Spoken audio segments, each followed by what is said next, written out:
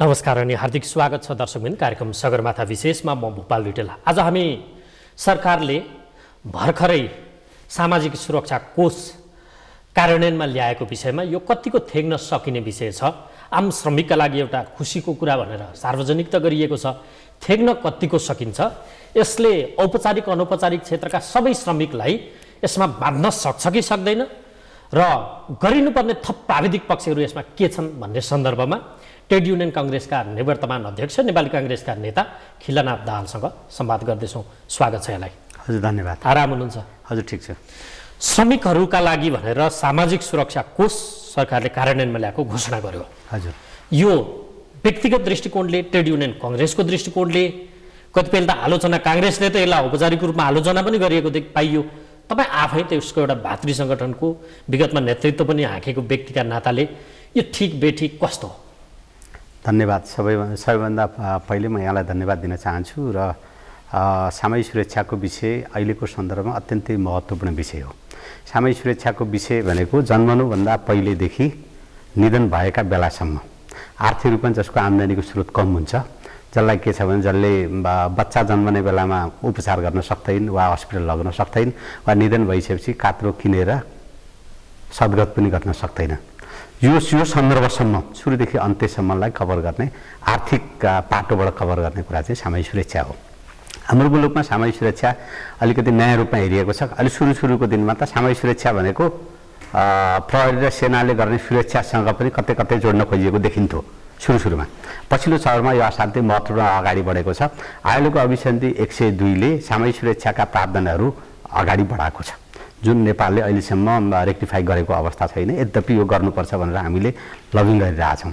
सामाजिक सुरक्षाको मुद्दा उठाउँदाखेरि हामीले प्रारम्भिक चरणमा 2054 सालमा गैर सरकारी विधेयकको रूपमा नेपाल ट्रेड युनियन कांग्रेसको पहलमा नेपाली कांग्रेसले पार्लियामेन्टमा प्रस्तुत गरेको थियो। यो आजको विषय होइन, 54 सालमा गरेको कुरो हो। त्यो पार्लियामेन्टमा प्रस्तुत गर्दाखेरि वर्तमान पार्टीका सभापति शेरबहादुर देउवा संसदीय दलको नेता हुनुहुन्थ्यो, पार्टीको सभापति आदरणीय गिरिजाप्रसाद कोइराला हुनुहुन्थ्यो, संसदीय दलको प्रमुख सचेतक आनन्दप्रसाद ढुङ्गानाले गैर सरकारी विधेयकको रूपमा पार्लियामेन्टमा प्रस्तुत गर्नुभएको थियो। यो जगजाहेरै छ। यद्यपि त्यो बेला यो प्रारम्भिक खाका थियो, यो सबै पूर्ण रूपमा थिएन, सबैसँग सहमति र समझदारी गरेर आएको थिएन, तैपनि त्यो प्रस्तुत भएको थियो। त्यसलाई छलफल गर्दै जाँदा नेपालका ट्रेड युनियनहरूको सम्मेलनहरू भएको थियो, सरकारले आयोजना गरेको सम्मेलन, विभिन्न सम्मेलनमा त्यसलाई के छ भने प्रस्तुत गरेर सामाजिक सुरक्षा चाहिन्छ भन्ने कुरा सबैको बिचमा सहमत भएको थियो। यो भन्ने छैन, रोजगारदाता पनि सहमत थिए, के छ भने मजदुरहरू पनि सहमत थिए, सरकार पनि सहमत थियो। सबैले यो विषय चाहिँ इन्ट्री चाहिँ प्रथम श्रमिक सम्मेलन, दोस्रो श्रमिक सम्मेलन, तेस्रो श्रमिक सम्मेलन, यी तीनवटै श्रमिक सम्मेलनमा अगाडि बढेर आएको विषय हो। त्यसले यो विषय नयाँ विषय होइन, सबैले सहमतिमा गरेको।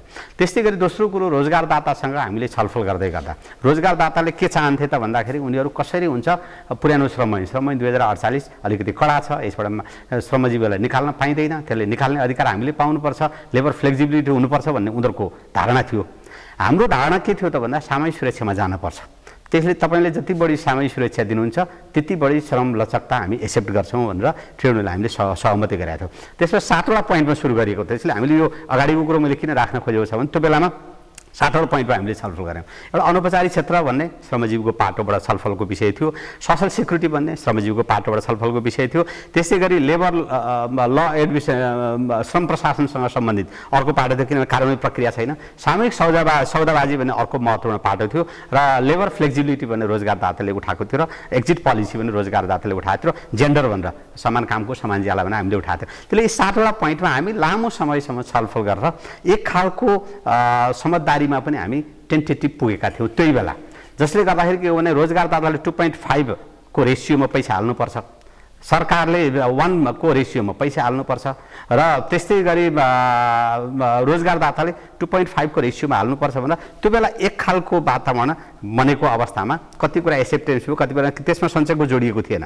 त्यो बेला सञ्चयकोष बाहेकको कुरामा गरेका थियौँ हामीले, त्यो खालले अगाडि बढेको थियो र अन्त्यमा आएर हामी करिब त्यही बुदासँग जोडेर हामी केही एउटा हकमा पुग्यौँ। र 67 सालमा सरकारले ट्याक्स लगायो, 1% ट्याक्स लगायो, सबै श्रमजीवीहरूलाई ट्याक्स लगायो। ट्याक्स लगाएको अवस्थामा हामीले के भन्यो त भने यो ट्याक्स भनेको चाहिँ सरकारले श्रमजीवीलाई लगाएको छ, यो चाहिँ सामाजिक सुरक्षामा जानुपर्छ, यो ट्याक्स चाहिँ ट्याक्सको रूपमा सरकारलाई हामी तिर्दैनौँ, कुनै हालतमा तिर्दैनौँ, किनभने यो चाहिँ मजदुरको पैसा हो। मजदुरको पैसा 1% चाहिँ ट्याक्स होइन, यो सामाजिक सुरक्षा जानुपर्छ, यो कन्ट्रिब्युसन जानुपर्छ भनेर त्यो छलफल गरिसकेपछि न्यूनतम ज्याला निर्धारण गर्ने क्रममा चाहिँ रोजगारदाताले पनि सामाजिक सुरक्षाको प्रत्याभूति गर्छौँ, हामी दिन्छौँ भनेर एक्सेप्टेन्स गरेर हामी अगाडि बढिसकेपछि त्यही छलफल हुँदै गरेर लामो समय यो श्रम ऐन पनि संशोधनको प्रक्रिया, सामाजिक सुरक्षा पनि संशोधनको प्रक्रिया, केही नयाँ इन्ट्रोड्युसको प्रक्रिया यो जाँदै गरेपछि 74 सालमा पहिलोचोटि पार्लियामेन्टबाट सामाजिक सुरक्षासँग सम्बन्धित ऐन सबैको सहमतिमा पारित भयो। रोजगारदाताको पनि सहमति, सरकारको पनि सहमति, सबैको सहमति, जसको अनरसिप सरकारले लियो। त्यो बेला श्रम मन्त्री जतिखेर फर्मुला मन्सुर हुन्थ्यो,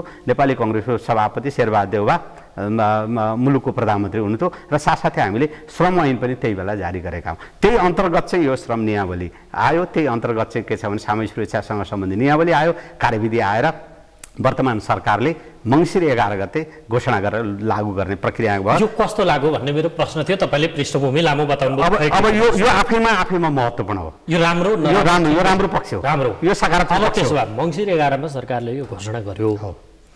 यसको त लामो पृष्ठभूमि 54 सालदेखिको तपाईँले कुरा बताउनु भयो। हजुर, झन्डै 2 दशकको अथक प्रयास पछाडि यो घोषणा भयो। हजुर, नयाँ युगमा प्रवेश गर्न त 2 दशकै लागेको रहेछ। त्यसो भए नयाँ युग त्यसलाई युग र यो फरक कुरा हो। म युगको कुरा उहाँहरूको आफ्नो व्याख्या होला, म त्यत्र म जान्न।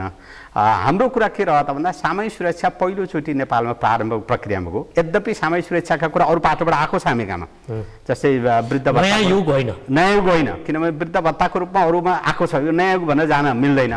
तर यो के छ भने नयाँ कानुन लिन त मिल्यो यो सरकारले। जस्तो अब के रह्यो त भन्दा यसले मात्रै मिलेन, सबैले मिल्यो। म फेरि यसले मात्रै भन्छु, महत्त्वपूर्ण त यहाँ मेलम्ची बनाउन उ बेलादेखि थाले पनि कसका पालामा पानी झरो भन्ने कुरा मात्रै हेरिन्छ नि। यो हिसाबले त यो तपाईँलाई एउटा के म उदाहरण दिन चाहन्छु भने कहिलेकाहीँ हामीले के हो भने रुख धेरैजनाले काटेका हुन्छन्। ठुलो रुख हुँदा धेरै मजदुरले काटेका हुन्छन्। एउटाले एउटा बन्चरो हान्छ, अर्काले अर्को बन्चरो हान्छ।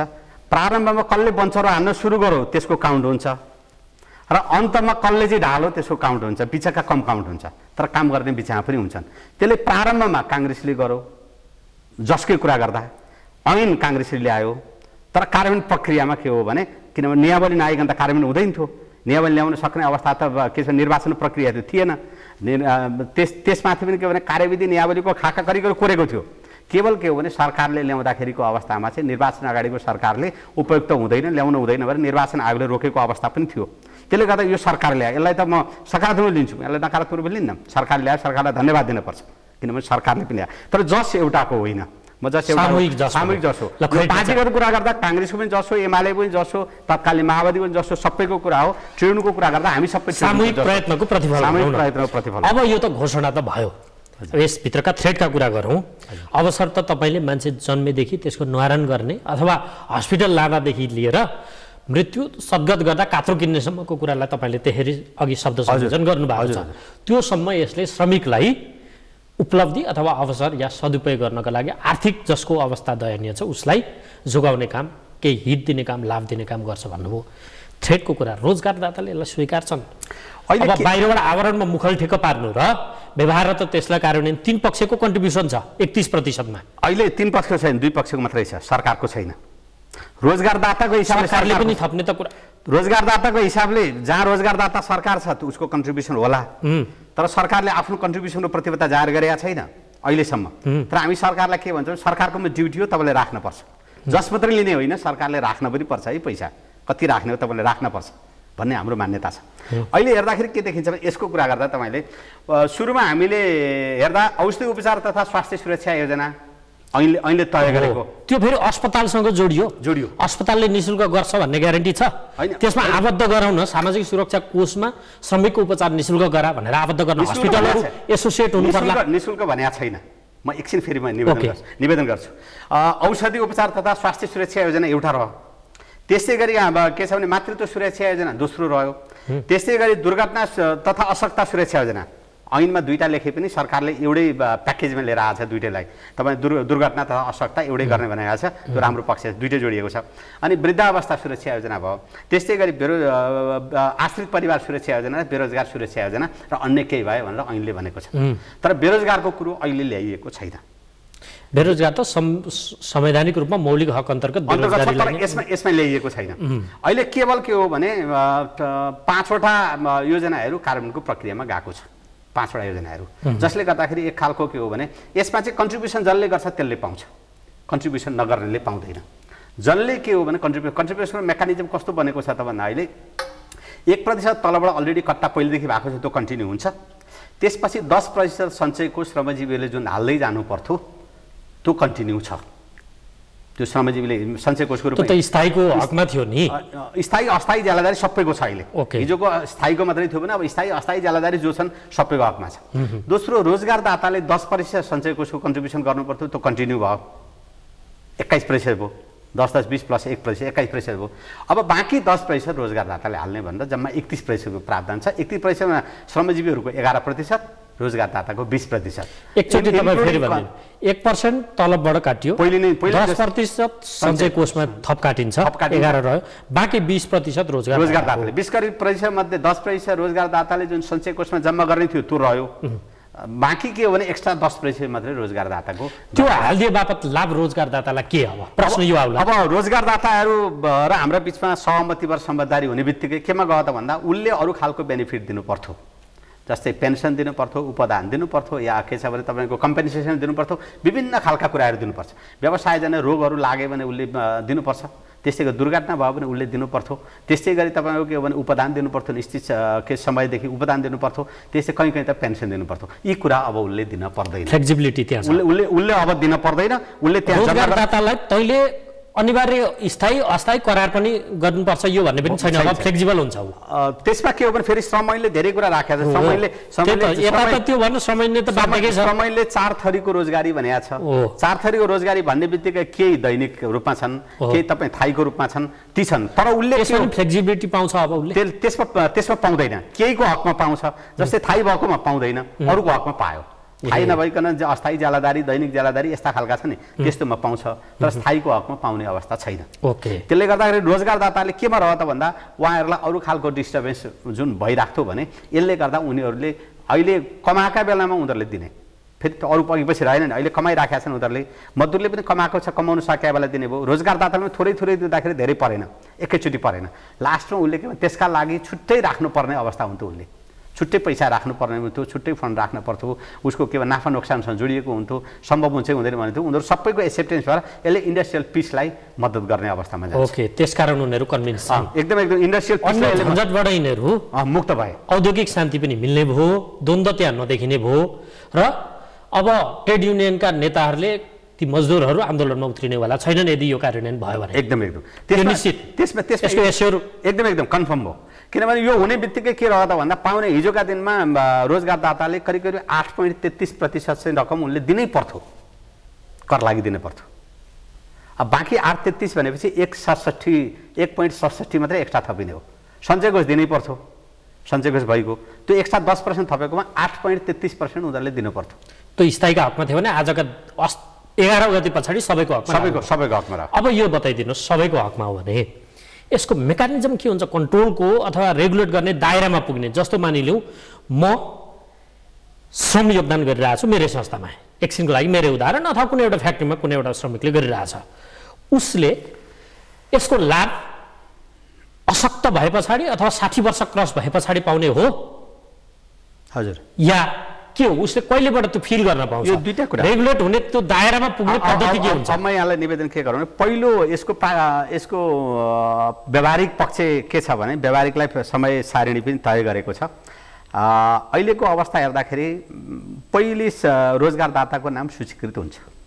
पहिलो काम रोजगारदाताको नाम सूचीकृत गर्ने क्रममा काठमाडौँ उपत्यकामा 6 गतेदेखि, यही महिनाको 6 गतेदेखि लागू भयो र प्रदेश नम्बर 3 मा त्यसपछि 15 गतेदेखि, त्यसपछि अन्यमा 15 दिनको फरकमा, काठमाडौँ काठमाडौँ उपत्यका प्रदेश नम्बर 3 मा मङ्सिर 15 देखि, प्रदेश 1 मा पौष 1 गतेदेखि, प्रदेश 2 मा पौष 15 गतेदेखि, गण्डकी र प्रदेश नम्बर 5 मा माघ 1 गतेदेखि, कर्णाली र सुदूरपश्चिमाञ्चल प्रदेशमा माघ 15 गतेदेखि यो के छ भने सूचीकृत गर्नुपर्छ 3 महिनाभित्र सूचीकृत गर्नुपर्छ रोजगारदाता आफ्ना कम्पनीको नाम पहिले त कम्पनीको नाम गर्न पर्यो उ रोजगारदाता आफै श्रमिक गर्ने होइन रोजगारदाताले पहिले रोजगारदाताले आफ्नो कम्पनी चाहिँ मेरो कम्पनी छ मैले यसरी चलाएको छु मेरामा यति मजदुर छन् भनेर उले नाम सूचीकृत गर्नु पर्यो अनिवार्य रोजगारदाताको तर्फबाट प्रक्रिया सुरु भइसक्यो जुनसुकै कार्यालयमा पनि हो जुनसुकै एकदम मिडियामा पनि लागू सबै ठाउँमा काहीँ भन्ने नै छैन सबै मुलुकभित्र श्रम गर्ने संगठित सदस्य जहाँ छन् त्यो सबैमा सूचीकृत यो अनौपचारिकको हकमा सुरु भएको छैन औपचारिक क्षेत्रमा सबै ठाउँमा सुरु भयो अनि अब त्यसपछि रोजगारदाताले गरिसकेपछि अनि उनले मजदुरको नाम त्यसपछि 3 महिनाभित्र मजदुरको नाम फेरि सूचीकृत गर्नु पर्यो अर्को 3 महिनाभित्र मेरा कम्पनीमा मेरो प्रतिष्ठानमा यी मजदुर काम गर्दैछन् यो काम गर्दैछन् त्यो के छ भने नाम सूचीकृत गर्नुभन्दा अगाडिको सेटलमेन्ट उतैबाट हुन्छ सामाजिक सुरक्षा कोषले गर्दैन सूचीकृत भइसकेपछिको सुविधा उपलब्ध गराउने काम सामाजिक सुरक्षा कोषले गर्छ सूचीकृत हुनुभन्दा अगाडिको पेन्सन उपदान यदि त्यहाँ दिएन र भने यता बुझाउनु पर्यो हिसाब कन्टिन्यू गर्नु पर्यो यता ल्याएर बुझाउनु पर्यो उतैबाट सेटल गर्ने उता सेटल गर्नु पर्यो त्यसले त्यो चाहिँ अलिक ट्रान्जिसनल फेजको कुरा राखेको अवस्था छ त्यसपछि साउन 1 गतेदेखि यो इम्प्लिमेन्टको प्रक्रियामा जान्छ अहिले यो 11 गते पछाडि इम्प्लिमेन्ट सुरु भएन घोषणा मात्रै भयो इम्प्लिमेन्टको त भयो त रोजगारदाताहरूको नाम समावेश हुने बित्तिकै त पहिले त पैसा जम्मा गर्ने त कुरा पैसा जम्मा गर्ने प्रक्रिया यो 11 गते पछाडिदेखिको श्रमिकको हिसाब सुरु हुन्छ कि साउन 1 पछाडि हुन्छ यसमा चाहिँ पहिले श्रमिकको नाम दर्ता नगरिकन त उसको हिसाबै सुरु भएन जस्तो कुनै एउटा श्रमिकले 67 सालदेखि नै उसको 1% काट्यो हो उसले उपदान बापत पाउने रकम सरकारी सञ्चय कोषको कुरा गर्ने भने त जहिलेदेखि पायो प्रत्येक महिनामा उसले एउटा निश्चित नियम छ त्यो नियम अनुसार त उसले निकाल्न पनि पाउँछ नि सञ्चय कोषको रकम यसमा पनि त्यही प्रक्रिया हुन्छ कि अझै मसिनो गरी बुझाइदिनुहोस् त यसको चाहिँ के रह्यो भन्दा सञ्चय कोष भन्दा छुट्टै पैसा निकाल्न पाउने अवस्थाको कुरा रहेन यसमा चाहिँ के हो त्यो कन्ट्रिब्युसनसँग जोडियो यसमा चाहिँ जस्तै कोही मान्छे दुर्घटना पर्यो या मैले योजनै पछिको कुरा गर्दाखेरि एकछिनमा लागि आश्रितसँग सम्बन्धित भयो कोही मान्छे काम गर्दा गर्दै दुर्घटना पर्यो मर्यो या कुनै तपाईँको बिरामी भयो भने हस्पिटल जाँदाको हस्पिटलाइज भयो भने 1 लाखसम्मको हस्पिटलाइज भएन भने के छ भने निश्चित रकम तोकेको छ त्यो बराबरको चाहिँ के छ भने उसले उपचार खर्च पाउँछ डक्टर चेकअपदेखि सबैको भन्ने छ त्यस्तै गरी एक पटक होइन पटक जतिको भए पनि तर पैसा त्यति त्योभन्दा बढी पैसा 1 लाख भन्दा माथिको सीमा छैन माथिको सीमा छैन 10 लाख लाग्यो भने 9 लाख उसले सक्दैन अर्को बिमाबाट अन्तर्बाट सकिएला योबाट छैन अहिलेको सन्दर्भमा किन सबैको गर्न पर्ने अवस्था हुन्छ त्यसमा 67 सालदेखि 1% का दरले उसले गरेको योगदानको प्रतिफल के त फेरि 67 सालदेखि त्यो त 1% सुरुको अवस्थाको कुरा गर्दाखेरि मजदुरले तिर्दा हामीले भन्दा सामाजिक सुरक्षा कोषमा जम्मा भएको भन्यौँ कन्ट्रिब्युसन भन्यौँ सरकारले भन्दाखेरि कर भन्यो त्यो पनि आफ्नै समस्या छ किनभने त्यो रकम सामाजिक सुरक्षा कोषमा छ नि अर्बौं रुपैयाँ त अरबौं छ तर सबै रकम आएको छैन तपाईँलाई के हो भने सामाजिक सुरक्षा कोषको जम्मा भएको रकममा जम्मा भएको 2-3टा रकम हुन्छ एउटा के हो भने कल्याणकारी कोषमा जम्मा भएको रकम ठुलो रकम त्यहाँ छ अरबौं भए पनि कल्याणकारी कोषमा चाहिँ कुनै पनि कम्पनी नाफामा गयो भने नाफामा गएको कम्पनीले बोनस पाउँछ 10% बोनस पाउँछ नेट प्रॉफिटको 10% बोनस पाउँछ 10% बोनसमा के भनेको छ त भन्दा कानुनले बोनस ऐनले भनेको चाहिँ निश्चित रकम मात्रै पाउँछ यति महिनाको तलबभन्दा बढी पाउँदैन अलि बढी आम्दानी भएकाको 4 महिना छ अलि कम आम्दानी भएकाको 6 महिना छ त्योभन्दा बाँकी रहेको रकम चाहिँ त्यो कल्याणकारी कोषको बाँड्न पाइँदैन त्यो कल्याणकारी कोषको रकम मध्ये 30% राष्ट्रिय स्तरको कल्याणकारी कोषमा जान्छ 70% प्रतिष्ठान स्तरको कल्याणकारी कोषमा जान्छ प्रतिष्ठान स्तरमा जुन प्रतिष्ठानले आम्दानी गरे त्यहाँको कल्याणकारी कोषमा जान्छ प्रतिष्ठान स्तरको कसरी खर्च गर्छन् त्यहाँको कार्यविधिले तय गर्छ राष्ट्रिय स्तरको कल्याणकारीको कोषको रकम कहीँ खर्च गर्न सकिएन अनि त्यसलाई सामाजिक सुरक्षा कोषमा लग्ने काम भयो त्यसले एउटा रकम त्यो रकम हो ठुलो रकम त्यो हो त्यसपछि अर्को रकम भनेको चाहिँ 1% रकम जुन सामाजिक सुरक्षा कोषमा डाइरेक्ट गएको रकम हो त्यो डाइरेक्ट गएको रकम चाहिँ अर्थ मन्त्रालय अन्तर्गतको कर कार्यालय मार्फत आएको छ सिधा सामाजिक सुरक्षा कोषमा गएको होइन कर कार्यालय मार्फत आएको म सञ्चालक समितिको सदस्य रहँदासम्म साउनसम्म अस्ति साउनसम्म थिएँ साउनसम्म रहँदासम्म त्यो रकम चाहिँ करिब करिब 55-56 करोड मात्रै आएको थियो मात्रै त्यो बापतको रकम ठुलो रकम आउनु बाँकी छ सरकारले यहाँ बुझाउनु पर्ने आएको छैन त्यो रकम चाहिँ त्यतिखेरको हिसाबमा गर्दा 20 अरबको हाराहारी थियो 20 अरबको हाराहारी 20 अर्ब प्लस भनौँ। प्लस थियो, तर त्यो रकम जम्मा भएको छैन। मलाई लाग्छ अब त्यो रकम पनि सरकारले जम्मा गर्नुपर्छ यसमा किन त्यो रकम पनि जम्मा गर्नुपर्छ, किन त्यो रकमै जम्मा भएको छैन। सरकारले कर भनौँ, हामीले सामूहिक सुरक्षा भनौँ, त्यो रकमै जम्मा गर्ने अवस्था गन्दागोलमा दुविधामा परेर रकम त्यता छ। अब तपाईँलाई अघि यो श्रमिकको अलिक बढ्ता चासो छ, कसरी यसमा एट्याच हुने भन्ने थियो नि कुरा। हजुर, तपाईँले प्याकेजको कुरा लगेर अलिकति बरालिदिनु भयो कि भन्ने मेरो बुझाइ भयो। हजुर, जस्तो हजुर साउनदेखि अथवा रोजगारदाताले श्रमिकको नाम इन्ट्री गराइदिन्छन्। साउनदेखि 3 महिनाभित्र उनीहरूको नाम दर्ता गरेको पछाडिको 3 महिनाभित्र यसबाट श्रमिकले मानिलिउँ कोही बिरामी पनि परेन, दुर्घटना पनि परेन, केही भएन, उसले योगदान त त्यहाँ गरेको छ, पेन्सनको रूपमा पाउँछ। पछि त्यो कति वर्षपछि पाउने? त्यो पेन्सनको रूपमा कुरा गर्दाखेरि चाहिँ उसले निश्चित अवधि तोकेको उपदान पाउँछ कि पेन्सन पनि? उपदान लिन खोजे उपदान पाउँछ। एउटा रोज्नु पर्यो? एउटा रोज्नु, दुईटा पाइएन। पेन्सन भयो भने उसको जीवनभर पाउँछ, जसको निश्चित टाइम तोकेको हुन्छ। पेन्सन कति पाउँछ? मानिलिउँ उसले 1 महिनाको तलब बराबरको पेन्सन पाउँछ। 1 महिना त फेरि पछिको 1 महिनाको तलब बराबर, 1 महिनाको तलब बराबर रिटायरमेन्ट हुँदै गर्दाखेरिको 1 महिनाको तलब कति हो? त्यसपछि फेरि बेसिक सेलरी र जिम्मेवारी लास्टको स्यालेरी, लास्टको बेसिक स्यालेरी, लास्टको बेसिक स्यालेरी हो। श्रमैनले तोकेको बेसिक स्यालेरी पाउँछ होइन, उसको तलब जति छ श्रमैन भन्ने भन्दा पनि। जस्तै तपाईँको तलब श्रमैनले तोकेको 13,450 छ आजको दिनमा, तर तपाईँ श्रमिक हुनुहुन्छ, तपाईँको तलब चाहिँ 30,000 छ भने 30,000 को पाउने भयो होइन। कुनै कुनै रोजगारदाताले बेसिक स्यालेरी 13,000, जिम्मेवारी भत्ता 17,000 भनिदिन सक्छन्, त्यो बेला के हुन्छ? त्यो चाहिँ बेसिक स्यालेरीको भनेर तोकेको छ। बेसिक स्यालेरी अहिलेको सन्दर्भमा बेसिक स्यालेरीको रूपमा उसले मात्रै पाउँछ कि उस पछाडिका पुस्ताले पनि पाउँछ? यो पेन्सनको कुरा गर्दाखेरि उसले पाउने छ, उसको परिवारले, श्रीमतीले, छोराछोरीले पाउने छ। तर त्यसपछि अर्को ठुलो कुरो चाहिँ के छ भने जस्तै अशक्तता भयो भने चाहिँ उसको परिवारले चाहिँ के छ भने लामो समयसम्म पाउने भन्ने अवस्था। पछाडिको शेषमा पनि पाउने भन्ने पाउँछ, त्यो पाउँछ। ऊ सक्त हुन्जेलसम्म चाहिँ सक्ता हुन्जेल त उसैले हो। उपदान पाउने भयो रोजो भने चाहिँ के हुन्छ? उपदान रोजो भने एकमुष्ट रकम पाउँछ। यसमा अहिले कार्यविधिले यति महिनाको भनेर तोकेको छैन, उसले एकमुष्ट पाउँछ। कति महिना हुनुपर्छ हुँदा? यो चाहिँ अगाडिको हिसाबले कुरा गर्दाखेरि यो धेरै ठाउँको फरक छ। यो किनभने सरकारी निकायमा यो त्यति इम्प्लिमेन्टेडको अवस्थामा छैन। सरकारी कम्पनी होला, सरकारी संस्थान होला, किन सरकारी कम्पनी संस्थानहरू स्वतः हाम्रै नियमावली लागू हुन्छ भन्ने छ, निजामतीको त्यही अनुसार लागू हुन्छ भन्छ। विशेष गरी प्राइभेट क्षेत्रको के छ भने उद्योग धन्दा वा कल कारखाना लक्षित ल्याएको कुरा हो। यो अनौपचारिक क्षेत्रमा लागू भएको अवस्था छैन।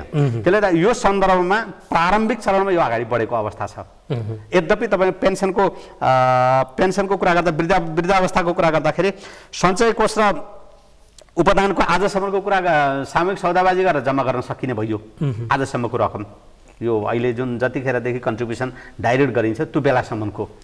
त्यसपछि आएर तपाईँको 76 श्रावण 1 पछि चाहिँ रोजगारी प्रवेशले अनिवार्य रूपमा पेन्सन पाउन सक्छन् भन्ने प्रावधान छ। पेन्सनको कुरा गर्दा पेन्सन यति भनेर त्यो छुट्टै फेरि छलफलको विषय रहन सक्छ। कोही व्यक्ति, मेरो अझै प्रश्न, कोही व्यक्ति औपचारिक रूपमै काम गरेको 10 वर्ष 15 वर्ष भयो, हजुर, उसको यो 10-15 वर्ष अगाडिदेखिको हिसाबमा आउँछ कि अब सुरु हुन्छ त? यसको त 10-15 वर्ष अगाडिदेखिको हिसाब किताब चाहिँ रोजगारदातासँग सामूहिक सौदाबाजी गरेर ती टुङ्ग्याउनु पर्छ। यदि टुङ्ग्याउने भनेको दुईटा, उसले पैसा लिएर फर्चुट गर्न पनि सक्ने भयो, त्यो पैसा यता जम्मा गर्न पनि सक्ने भयो। अप्सन छ जुन पनि गर्न सक्ने भयो। उपदानको क्लियर छैन। उपदान महिना बराबरको एकमुष्ट उपदानको अहिले क्लियरिटी त्यति देखिँदैन, तर उपदान पाउने अवस्था छ। पक्का हो त? पक्का, कन्फर्म पाउँछ। उपदान र पेन्सन दुईटा मध्ये एउटा पाउँछ उसले। उपदान रोजो भने उपदान पायो, पेन्सन रोजो भने पेन्सन पायो, उसले पाउँछ, कन्फर्म पाउँछ। यो थेगिने मामिलाका प्रश्नहरू पनि आइरहेछन्, अन्तर्राष्ट्रिय उदाहरण पनि कतिपयले दिइरहेका छन्। यो पपुलारिटीका लागि आइरहेछ, थेगिनलाई त्यति साह्रो सम्भव नहोला कि भन्ने तर्क वितर्क सुनिएका छन्। यसको यस्तो हो, यो हामीले भन्ने यो स्वाभाविक रह्यो। थेगिने कुरा नथेगिने कुरा त अरू मुलुकले पनि सोसियल सेक्युरिटी चलाएका छन्।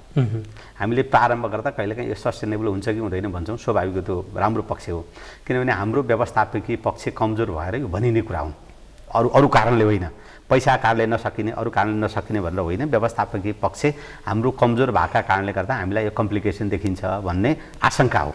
किन हामी कहाँ धेरै ठाउँमा आशंका छ, यहाँ पनि आशंका हुनु स्वाभाविक रह, यसलाई उसलाई भन्ने रहेन। थुप्रो ठाउँमा आशंका छ, यहाँ पनि कमसेकम पनि यो गलत हुन्छ कि भनेर स्वाभाविक रह। यसमा एउटा महत्त्वपूर्ण थेगिने कुरामा चाहिँ यो कन्ट्रिब्युसन हुन्छ रेगुलर, जस्तै बिमा जस्तै हो।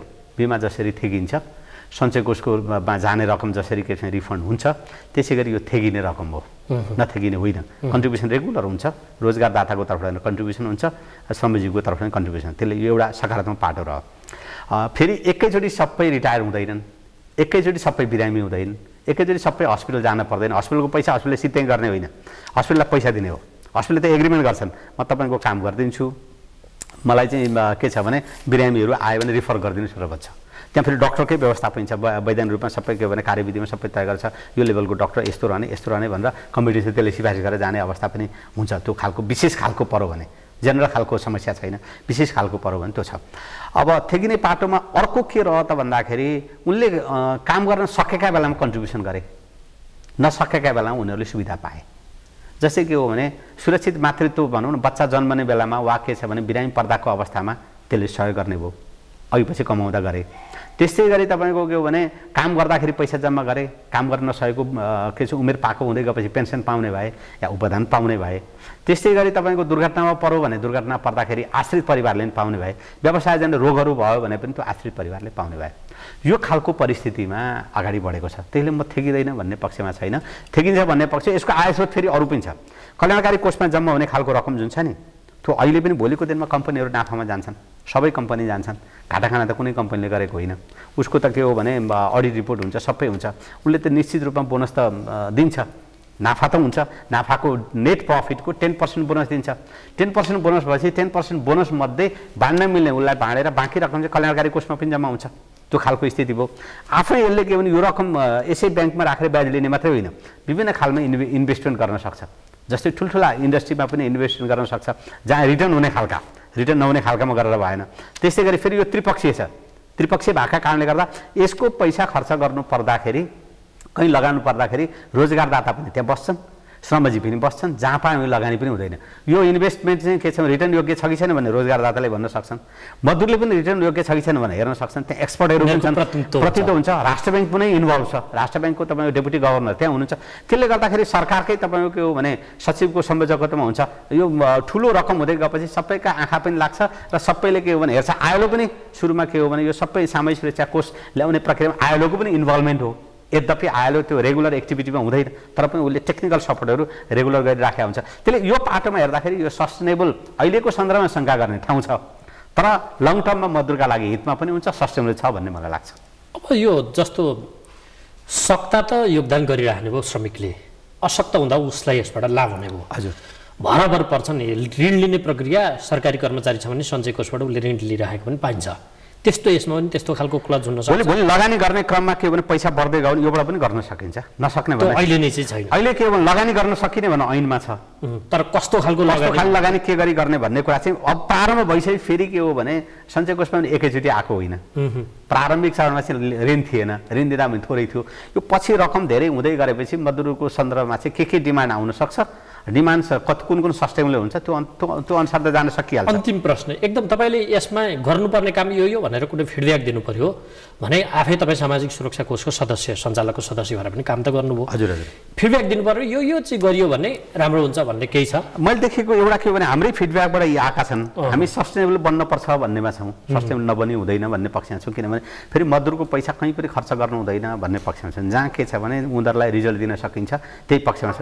त्यसले नम्बर 1 के हो भने मजदुरहरूको मैले सुरुमै भनेकैमा जान्छु, जन्मनुभन्दा पहिला या जन्मने बेलामा त्यो सुरक्षित मातृत्वदेखि निधन भइसकेपछि कसैले त आफ्नो खासगरी आफै गर्न सक्लान्, कतिको त नसक्लान्।